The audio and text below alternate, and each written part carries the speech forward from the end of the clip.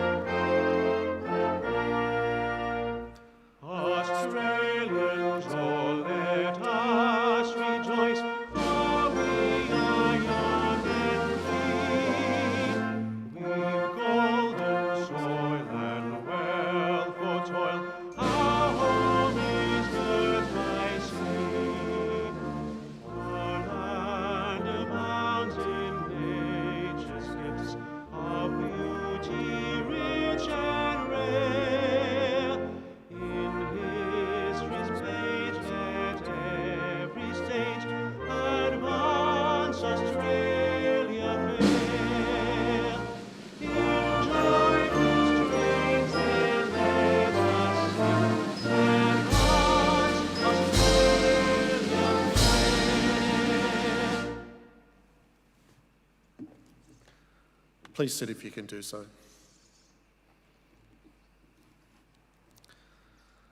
The Australian War Memorial was the vision of Charles Bean, Australia's First World War official historian.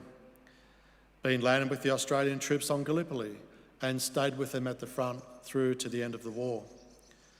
The idea of this national memorial and museum came to him at Pozières, France, in the depths of the bloody fighting of 1916.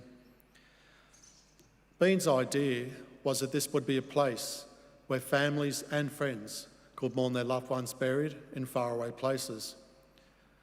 It would also be a place that could help all Australians understand what these men and women had endured and what they had done for us. Bean's vision, to which we remain true, is best expressed as inscribed in the entrance to the memorial's galleries. Here is their spirit, in the hearts of the land they loved, and here we guard the record which they themselves made. Tonight, we will read the story behind just one of those on the Roll of Honour, which lists the names of more than 102,000 men and women who have given their lives for us in war and on operations for more than a century. But first, we present a lament, Flowers of the Forest. Wreaths or floral tributes will now be laid at the base of the Pool of Reflection.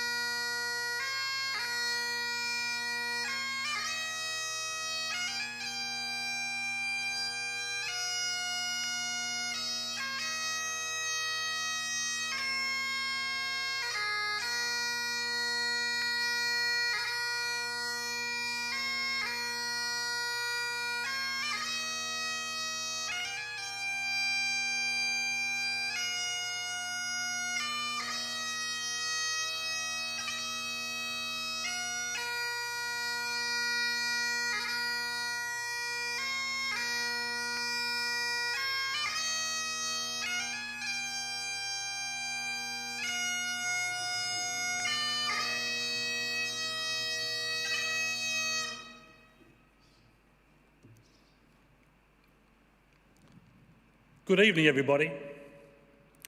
Today we remember and pay tribute to Private Frederick William Abbott.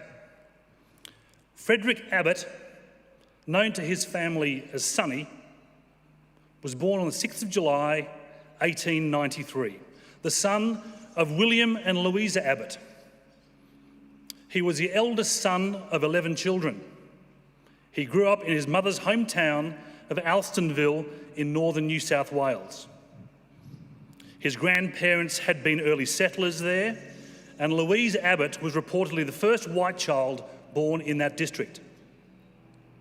Fred was educated at the local public school and went on to work as a motor driver. He was described as a young man of exemplary character and popular with all. Fred Abbott enlisted in the Australian Imperial Force in December of 1915. He underwent a period of training in Australia before leaving for active service overseas with the reinforcements to the 15th Battalion in March of 1916. Private Abbott was first sent to Egypt, where he began training with a cyclists battalion. In June, he was sent to England. After nearly 5 months training with the cyclists, he transferred to the 9th Infantry Battalion and later the 41st Infantry Battalion. After having spent almost all of 1916 in training camps of one sort or another, Private Abbott was sent to join the 41st Battalion on the battlefields of the Western Front in late November. Abbott arrived in France during the bitterly cold winter of 1916 to 1917. He remained with his battalion, rotating in and out of the front line for several months. In June 1917, the 41st Battalion played a supporting role during the capture of the Messines Ridge. Towards the end of that month, the 41st Battalion was called on to construct a new front line to the west of Warrenton, just beyond Messines. In full view of the German defenders, the men of the 41st Battalion worked day and night to construct the new defences. During that time, Fred Abbott was serving as a batman to his company commander, Captain McElroy, as well as performing the duties of a private soldier. On the 24th of June of 1917, Abbott was struck by a German machine gun fire and was taken to a nearby dressing station, having taken a bullet through his chest. McElroy described what happened. He was shot a few yards from where I was standing. I heard him cry out immediately. He was hit. He was quite conscious throughout the rendering of first aid in the field. I saw that he was badly hit, so I hurried him off on a stretcher to the old age post. He passed a restless time on the way to that dressing station. The chaplain at the dressing station, Alf Mills, later wrote, "Death followed almost at once, but I'm able to say with not much pain. We laid the body to rest in a burial plot and conducted the Christian burial service." Captain McElroy wrote to Abbott's parents to say their son's death. In the letter he said, "His death cast a gloom over the whole company, even though we daily lose men. In every respect, he was a good soldier, clean in person and thoroughly reliable. I cannot too highly praise his good qualities." Today, Private Frederick Abbott is buried in the Messines Ridge British Cemetery, where he lies under the words, "Deeply mourned by his friends and comrades." He was 23 years old. His name is listed to the Roll of Honour on my right, amongst almost 62,000 Australians who died while serving in the First World War. A photograph of his headstone is displayed today beside the pool of reflection. This is but one of the many, many stories of service and sacrifice told here at the Australian War Memorial. We now remember Private Frederick William Abbott, who gave his life for us, for our freedoms, and in the hope of a better world.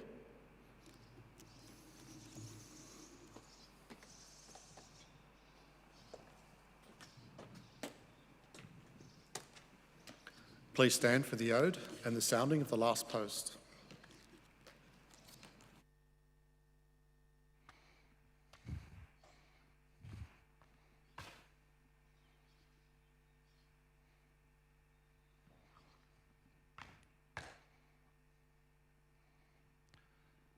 They shall grow not old, as we who are left grow old. Age shall not weary them, nor the years condemn. At the going down of the sun and in the morning, we will remember them.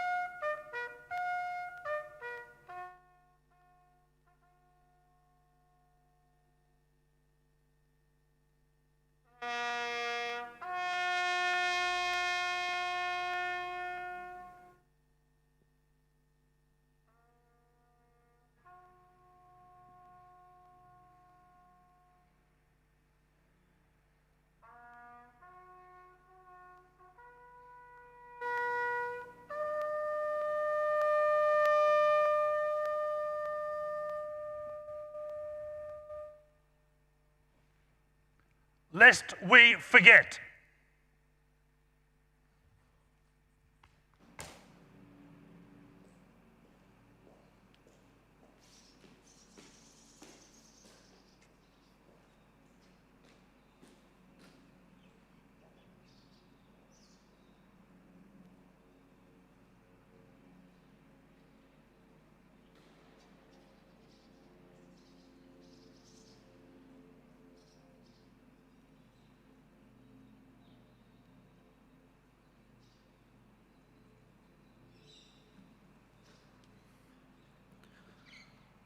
We leave you this evening with the words of the memorial's founder, Charles Bean.